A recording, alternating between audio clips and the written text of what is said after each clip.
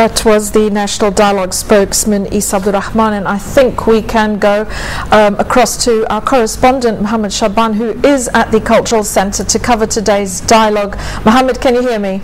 Yes, I can. Mohammed, I believe today the agenda, the topic is political societies. Can you confirm this?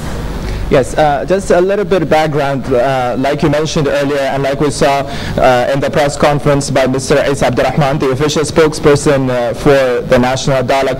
Today actually marks the official commencement of the sessions of the National Dialogue.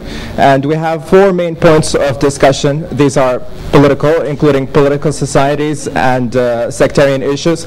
We have social, mainly concentrating on youth. We have the Human Rights Committee, which concentrates on women, children, and human rights in general. And of course we have the economy, is how to improve Bahrain's economy, how to distribute public money, so to speak.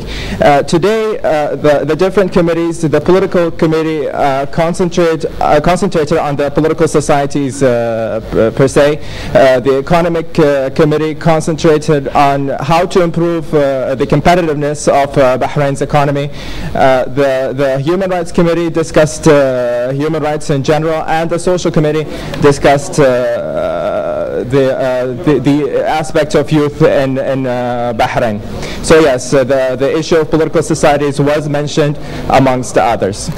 So many topics taking place, and we keep hearing the amount of people that are attending. Can you confirm today's attendance and Yes. how many people are at each session perhaps? According to Mr. Isa Abdurrahman, who briefed us about an hour ago, everyone who's registered, all the participants actually attended today. And the number is about 60 per session, 60 participants per session. And as Mr. Isa mentioned, a general consensus has been put in place in which about each participant has about 3 to 5 minutes to convey his or her points. These points are then forwarded to the chairperson to take their due course. So that's a little bit about the process of the dialogue.